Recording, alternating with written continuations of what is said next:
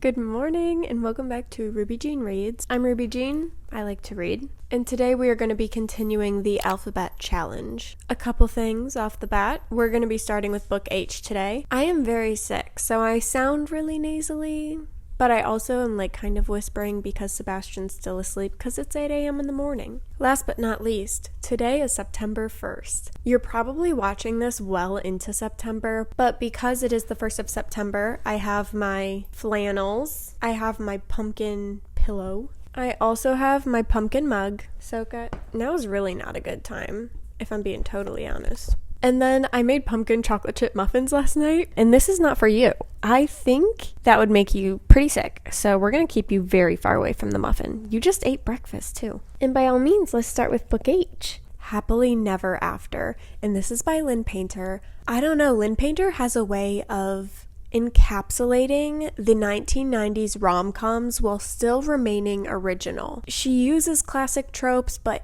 she always finds a really fun take on them that isn't cringy, cheesy, or overdone. Basically, these two people on the cover, they're our main guy and main girl, and they are objectors, which means their job, quite literally, people pay them to go to weddings and object at weddings, which is crazy. I feel like I'm gonna go through a spiral of listening to Speak Now by Taylor Swift after reading this book. And honestly, that's all I really know about it. I haven't actually read the back. It's kind of really long. It's a lot of words. There's almost as many words on the back as there is in this tiny little book.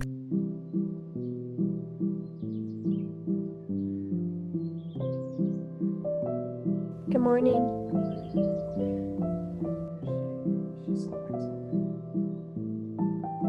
Okay, we are on page 68 of Happily Never After. I do have a lot of thoughts. I'm gonna summarize the first 15 pages for you because I fell in love with this book in the first 15 pages. The main girl is getting married. She is at the altar, but she knows her fiance is cheating on her. So her maid of honor, aka best friend, hired this friend of a friend. His thing is that he objects at weddings, and he objects at her wedding and basically confronts him on cheating. It's not just for the sake of her not doing it herself. Basically, the female main character's dad works for her fiance's dad, and she's 100% convinced that her dad would get fired if she called off the wedding. And also she knows that because of how her fiance's dad is, that everything would just get swept under the rug and she would look bad. So this way, the objector basically calls out the cheating in front of a crowd of people. So one, it's not her calling off the wedding, and two, there's no question as to why this wedding is getting called off. Honestly, it's really funny. It's totally genius. This book has had me laughing so hard, my liquid eyeliner, it's had to be cleaned up already once or twice because of how funny this book is. Within the first 15 pages, he calls off her wedding, and when he comes to collect the payment afterwards from her and the maid of honor, he ends up joining them for pizza and drinks. That all leads to the rest of the plot, which I'm not going to spoil because in my opinion, you just need to read this book. First thing, the male main character is described as looking like he could be the stunt double of Henry Cavill. I love that. That's an amazing description. I don't need to know anything else about him.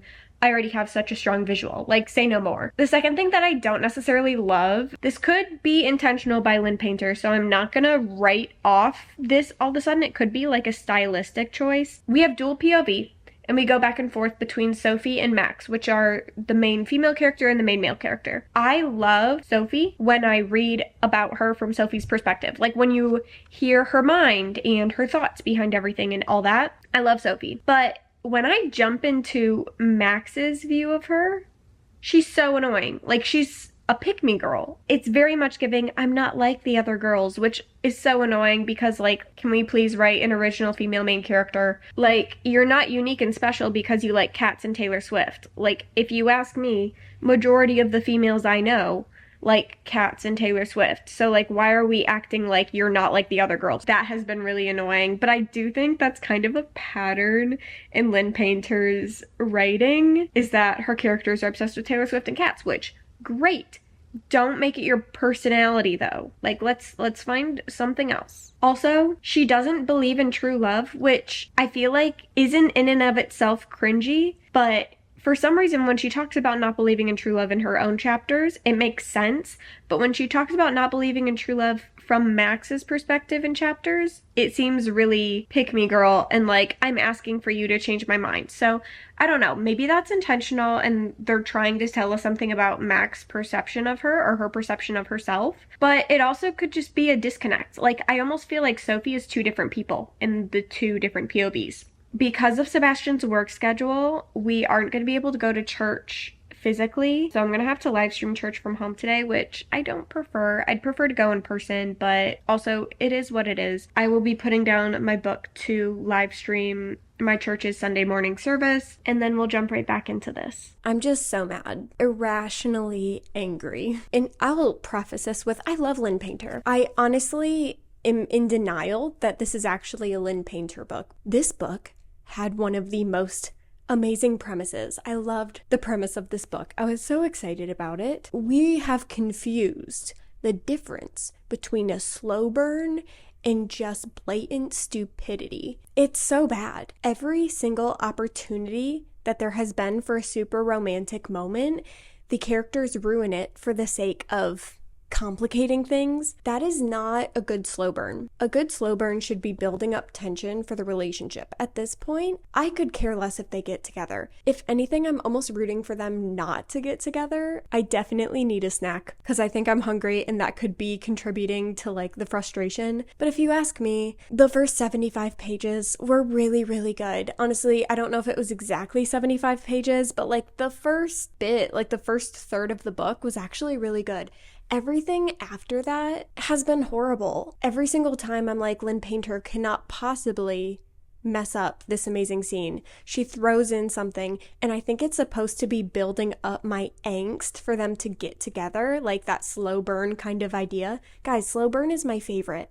Slow burn is my favorite trope. This is possibly one of the most irritating, and not in a good way, depictions of a slow burn. If I was not, and this is a big statement I'm about to make, if I was not reading this video for a challenge, I would DNF it right now. It is 4 p.m. Need I remind you, I started this book around 8:30 a.m. I should not still be reading this book. This is ridiculous. I will also preface this by saying, it's possible that I could change my mind before the book is done. Who knows? This might end in a really creative and interesting way. However, I doubt it. Like, I can't even imagine a scenario in which this book ends and I'm less annoyed. Maybe I do need to go eat something. Here's what we're gonna do, because at this point, I just need the book to be over, and that's gonna be my motivation for finishing this book. First things first, I'm gonna eat something, because I think I'm cranky, because I'm like low-key hungry. Then we're gonna put my phone across the room, and we are just going to finish this book. And I'll give final opinions. If I hate it, don't worry, I won't like trash it. I try not to be negative on here, but I also try to be honest, and honestly, I don't know what happened here. Everything about this book, like, it's taking all of my favorite tropes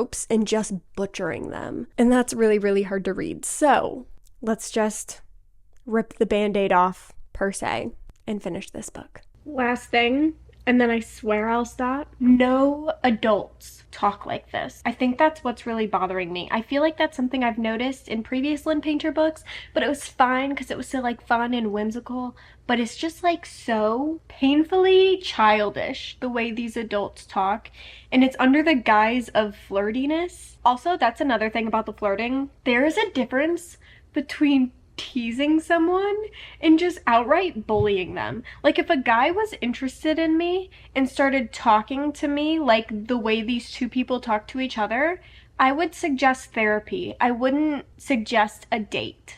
Just me, that could very well be a thing I'm just not used to. Like, I feel like hanging out with someone like this would be draining. The fact that she jokingly names a boat Bodie McBoatface, is that supposed to make me laugh? Like, I feel like that's something a kindergartner would name a boat. Like, that's just not funny. That's just like, you're a child. Why did this book make me laugh so hard in the first 75 pages, but all I can do is roll my eyes and patiently wait for this book to be over? I'm on page 207, by the way. I have officially finished Happily Never After. Did Lynn Painter try to give both characters a redemption arc at the end of this book? Yes. Was it satisfying? Not in the slightest. I don't think it was considered an epilogue. I think it was the last chapter, and it was a time jump, and I did like that per se, but at the same time, I just didn't like the book. Well, let's pull up the reading chart. We've officially read book H, Happily Never After. I think I'm going to give this book 2 stars. If it were not for the fact that I now have to read book I genuinely think this book would have put me into a reading slump. Do I necessarily recommend the book? No. If you are a sucker for romance, all you care is that you get a romance. I think it could be a fun read and it's short, but I'm very picky about romances. I just feel like this checked all the boxes of what I hate in a romance book. Unfortunately, I can't share a lot of those because I really just don't want to spoil the plot for you. So let's just move on to book I. I must say, I didn't give any hints about this book. I know if you've seen any of my previous episodes, I usually give hints about the books coming later, but I honestly know nothing about this book. So Haley Pham, Sarah Caroli, and Destiny Sidwell, they'll occasionally do booktube videos together, like all 3 of them, and they're really fun to watch. Haley Pham read it in one of their vlogs where the 3 of them all read books together, and she loved it. I don't remember anything she said about it. I just remember that she liked it. If he had been with me. Do I know anything about this book? Absolutely not. I don't know if it's happy. If it's sad, I'm assuming it's a romance. The last thing I want to read right now is a romance, but maybe because I started with Happily Never After, the bar is going to be set really low for this one. So maybe I will really enjoy this if it's a romance. I mean, there's a heart-shaped sucker on it, so maybe I will like it. Unfortunately, I don't think it's fantasy, which I think is the only thing that's going to keep me from going into a major book slump after this. I don't think there's any fantasy in this book, unfortunately. But I'm just going to crank out as much of this book today as we can. But I'll check in with you at like the 25% mark. So I am over 30% of the way through If He Had Been With Me, and I'm flying through this book. I've been really struggling to put it down, which is really good considering how the last book ended and how I was feeling after finishing that book. But I'm honestly feeling really good about this book. Now, I'm not flying through the book because it's amazing or it's happy or the plot is super engaging. If anything, this book has been really hard to read.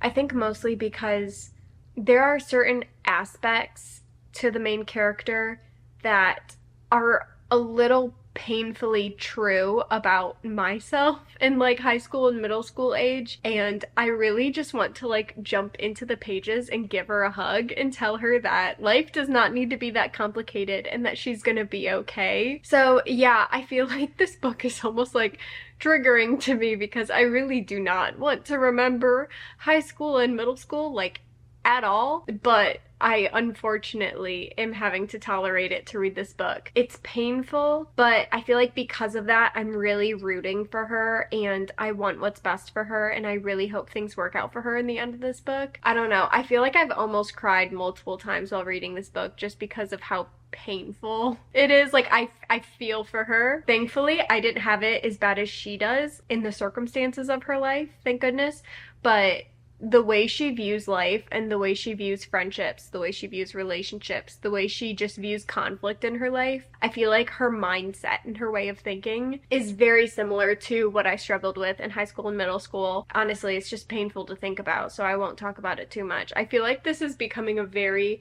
dark and depressing vlog. I quite literally picked a bad book and a depressing book. I am afraid this book is not gonna have a happy ending. I am on chapter 26. I must say, chapter 1 is like a glimpse into the future. It's actually crazy. They tell you what the main conflict is gonna be in chapter 1, but then chapter 2 goes back in time, and that's like the rest of the story. I'm like so anxious because although I know what the conflict is, I'm kind of like, okay, but how did we get there? And I'm really scared about how we're gonna get there. I read for a bit last night, had to literally rip my eyes away from this book, and then I woke up a little early just to read a bit more. I'm officially at chapter 75 and I'm 85% of the way through the book. It took everything in me to put this book down. It's just so captivating and I just need to know what happens next. I'm so invested in this girl. I'm rooting for her. I want what's best for her,